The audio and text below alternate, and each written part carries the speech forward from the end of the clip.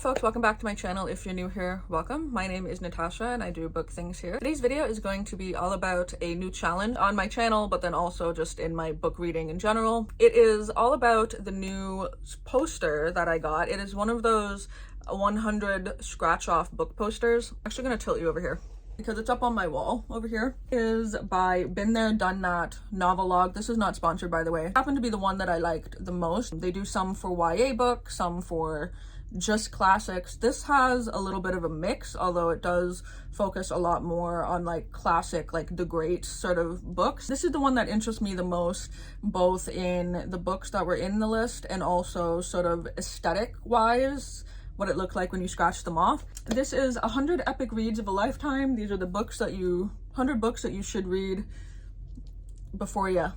I'll be honest, there's a lot on this list that are classics, and there are a lot that are older books that make me fairly nervous because I'm not typically somebody who reads classics. You're thinking, you're like, Natasha, you tried reading a lot of like older classic books, you don't like them. I'm ready to approach it with more of a critical eye and less of a like, oh, I was made to read classics when I was in high school and I hated every one I read. Fair enough. But I was also 16. Birthday's in like a month, but I'm just gonna say I'm 33. I feel like I'm able to, one, read things a little more critically, a better understanding of a lot of these classic works of fiction that I, without this, wouldn't have really any desire or reason to read. For some reason, you give me like a scratch off poster and I'm like, ah yes, I will in fact read War and Peace. And I just think it'd be fun. So I ordered it, I got it. And I'll be honest, I didn't look through every single book that was on it. And I realized that I, at some point in my life, have actually read 25 of the 100 that is on this list. I am going to reread them. I'm not going to scratch them off and put my rating on there based on my opinions that I had at the time that I read them. There's a lot of books on here that I read when I was in middle school, high school, university for like my literature classes and stuff. If you're curious of some of the ones I've read The Life of Pi, The Fault in Our Stars, To Kill a Mockingbird, Catcher in the Rye, The Great Gatsby, The Da Vinci Code, The Handmaid's Tale, The Hunger Games, A Clockwork Orange, Frankenstein, The Secret Garden, Harry Potter, Charlotte's Web, The Giver, Dracula, Anne of Green Gables, The Book Thief, beepity bop. Of Mice and Men, Little Women, 1984, Charlie and the Chocolate Factory, Animal Farm, The Stand by Stephen King is on here. I think we're getting into some that I don't, there's 25 on here that I've read before. So I'll put up an image that shows like if I were to scratch those off, this is how many I have read. I want to be really honest with you all because I'm not somebody who typically is drawn to like older classic works of fiction. I'm going to include a couple other stats just to sort of expose myself, if you will. Please don't make fun of me because we all have different lifestyles and I have not read 100 epic works of fiction, okay? There is 28 on this list that I've highlighted here in yellow that I feel like I have a general idea of what the book is about, but I couldn't really describe very many of them past like a sentence or two. So basically, I have an idea of the synopsis, right? Moby Dick, I'm like, it's about a whale. Same thing about like The Old Man in the Sea. I imagine there's both a sea and an old man.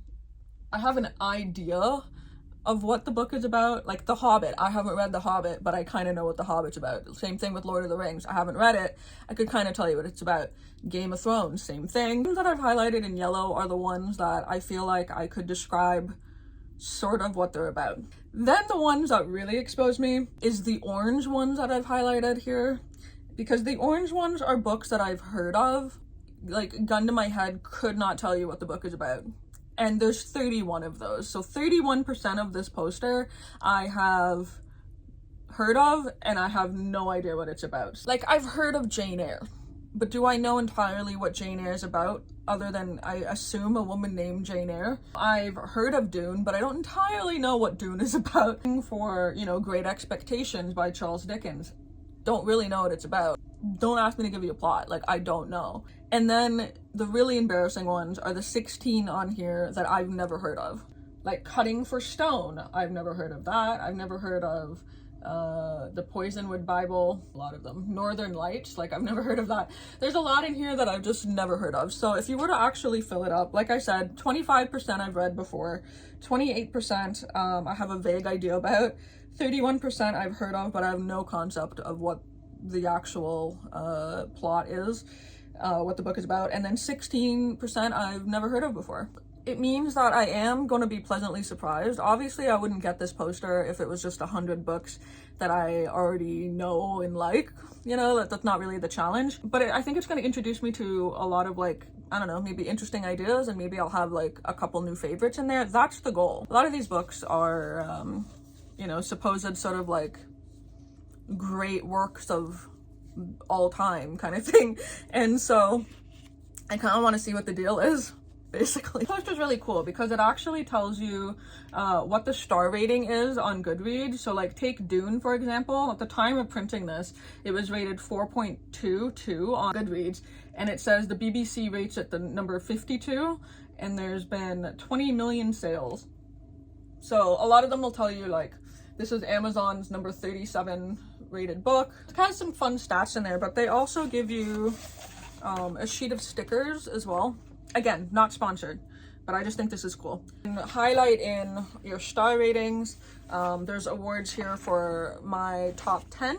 That is kind of what I'm starting with. But I wanted to make this more critical for myself. Despite having read 25 of these books, a lot of them that I've read, I read very young, and I read it at a time where I was like forced to read it for school. A lot of things like Dracula, Frankenstein, and I never really like maybe got the enjoyment out of it that I would have wanted to, having read it at my own pace. So I am going to be rereading ones that I've read before, because the most recent one on this list that I've read would be probably The Stand by Stephen King, and I'm down for a reread of that. You know, I didn't have years of reading knowledge behind me to sort of like rate them properly, so I want to give them the proper chance. That kind of brings me to how I'm going to be rating these books. I've always wanted to rate books a little bit better, but I've never sort of had a guideline as to how I rate books. This isn't going to be every book that I read throughout my channel, but it is going to help me, at least with the ones that I read here, sort of keep my thoughts on track,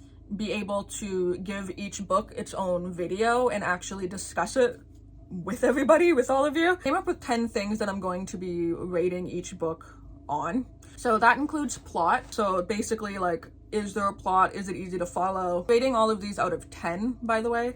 So, you know, something that the plot is really got me hooked and I'm gripped and it's page turning, I might rate like, you know, a 9 or a 10 out of 10. Something that it feels like it's just no plot, lost me, I might rate lower. Then we have characters, like, are the characters well formed? I have entertainment value, so that's going to be just, was I bored reading it? Was I entertained? Even if it's not a book that necessarily is for me, did it give me some semblance of entertainment? Did it make me feel dumb? And I've already started a couple of these in my spare time. 1 or 2. I say a couple, literally 2. And I'll be honest, I'm 60 pages into that book, and I've had to stop and look up about 100 words because I've never heard these words before in my entire existence on this earth. I will be like, did this book make me feel dumb? Did I have to go to Google to understand what this book is about? I have to, you know, Wikipedia, Spark Notes to figure out the themes. I'll be rating it on, did it make me feel dumb? I will also be rating it on, is it thought-provoking? Is there a part in the novel that I went, ooh, that's really interesting, that it made me think about it after I was done reading it, or think about it a lot while I was reading it? So like, is it thought-provoking? Because there's many books that I've read that I'll stop and I'll go back and I'll think about, you know, things like Tender is the Flesh. I read that recently and I can't stop thinking about that book. So is it thought-provoking? The number 6 is just the writing. Like, is the writing good? Is there quotes that I'm like, ooh, that's awesome? Is there things that I went, not so much? That might include, I know that there's several on here that are going to contain like questionable content. Let's get real, racism, prejudice, that kind of thing. I know that that's going to pop up. And so I feel like even writing, I'm able to sort of take my opinions on a book and put it sort of in that category without coming on and being like, this book is just racist. Some of them on here, I know for a fact that they are, but it allows me to, at the very least, like rate the whole book as a whole, alongside the other things that I'm reading on. Number 7 is emotional. I just put emotional, and that is like, did it make me feel something? Feel any way towards one of the characters? Did it make me feel sad? Did it make me feel happy? Did I get a chuckle in? Like any sort of things like that. Like, what was my emotions in this book? Or was it just like a simple, just boop, I read it, done? I also am going to rate on its rereadability. Finish this great work. There's some books in here that are longer than The Stand, for example. Like Stephen King's The Stand is, my version is 1,400 pages. War and Peace is like 1,800 pages. Like there's a lot of these books that are pushing like 1,500 pages and up, that like, even though I finished this gigantic chunker of a book, would I ever reread it in my lifetime, or did I read it for this challenge and I go, I'm done? And I might change this order up, by the way, so it makes more sense when I do like a review video, but these are just the 10 that I kind of dumped out of my brain. Number 9 is overall concept.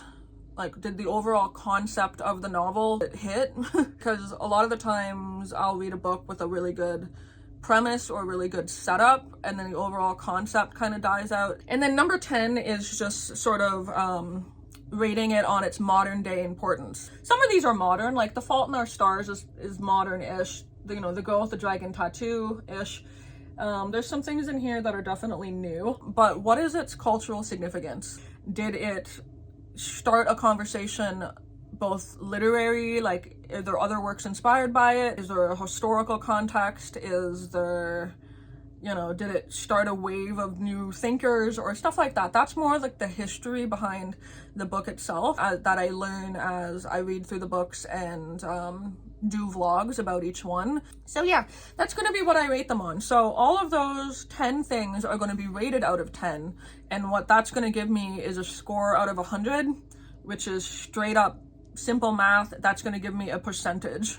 I add all those things up, it's 87 over 100. I rate this book 87% on the scale of 100 books. At the end, I'm hoping to have an actual like spreadsheet of every single one of these 100 books, exactly what I rated them, and I can go, that is a 96%, that is a 52%, right? And I'm able to actually have a really solid rating scale. That's my goal. Anyway, I'm really quite excited because I don't really approach my reading like this. I feel like because there is just an even number of 100 books here, it makes it really easy to do easy math like that. And then for the star ratings, I mean, you can literally take, say you rate a book 87%, you can divide that by 20 and you get 4.35. That's what it rates out of 5. I decided it would be fun to see just how long doing this could take me, because let's get real, I'm not going to make this like the highest priority necessarily, but it's something that I'm going to be doing in the background of my regular reading, and reading stuff that I want to read, like, you know, doing my hair challenge, doing a couple of readathons here and there, doing the Literally Dead book club, for example. So this is kind of something that I'll be doing alongside all my other reading. I went to Goodreads and I found like the page counts for all the books based on like whatever edition kind of came up first. It's not an exact science here, but I added up the total page count for all 100 books, and that is 44,775. So say 45,000 pages, right? So that means that on average in these 100 books, each book is 450 page book. So that's not small. Even though there's books on here that are like 126 pages, like I said, there's War and Peace, that's 1,800 pages. That's not gonna take 3 days to read, you know, like that's a chunky book that's gonna take me a month. I did the math and it basically equals out to every single book on here is 450 pages.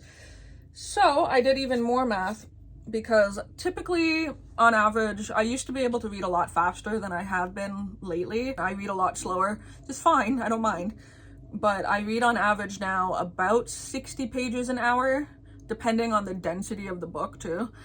So that's on average. Okay, so say 60 pages an hour total. It equals out to 746 hours, give or take, which literally translates into 31 days of reading. Exact days of reading. Solid, straight. So if I done the math somewhat correctly and I read at a pace that I claim that I do, this will take me one solid month of my existence to finish, which is a startling thought. Oh, just a month of my life that I'm going to spend reading these books. I think it's going to be really rewarding for me and really fun. But like I said, my plan for it is that each book that I pick up, I'm going to do a vlog of me reading it. I'm going to put in obviously like my rating charts, anything that I learn about the books, all that stuff. And each of them are going to get its own video, because why not? Like, why not? I figured that's such a fun thing to do, and you're able to sort of track me as I go through it. I'm hoping for at least one a month. This is going to take me probably years. Like, let's get real. Don't even know if I would be able to read all 100 in a calendar year to begin with. So it's going to take a long time, and you're going to get a video every now and then of, this is the book I read and this is what I thought. And I think it's going to be fun over time, as, you know, maybe 12 books in or 10 books in, to be able to see how they rank. So, you know, like maybe I'll read The Hobbit and it might be lower than Dune, or Great Expectations might blow me away, or The Odyssey I might rate higher than The Stand. Who knows? And I don't know. It's just going to be fun. It's going to be a fun journey. Leave a link down below if you also want to check it out. If you check out the poster, if it's something that you're down for. Like I said, this isn't sponsored. This is just one that I discovered. I will say though, the customer service is fantastic. It ships in like a tube like this. I ordered both this poster and one for Jeff and for me.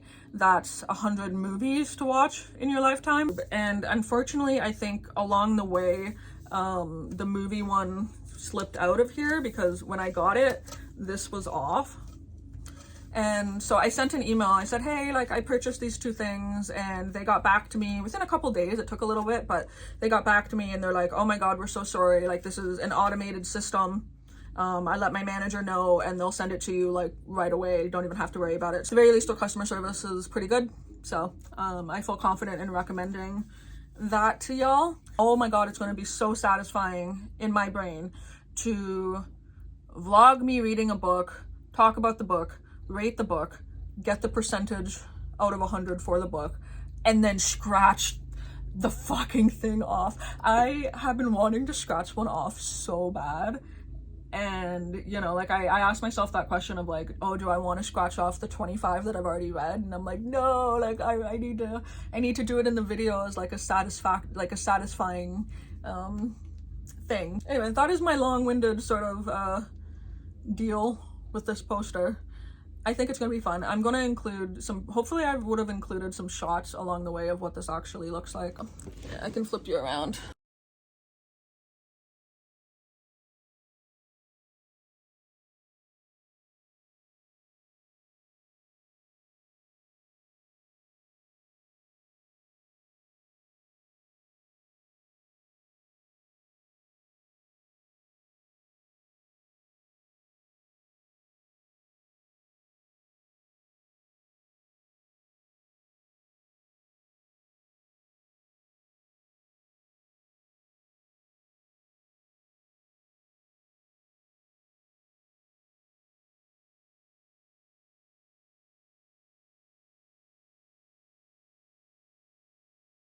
But yeah, that is some of the work, so feel free to slow that down, speed that up if you're curious about what all is on that. Let me know in the comments what books you think I should start with.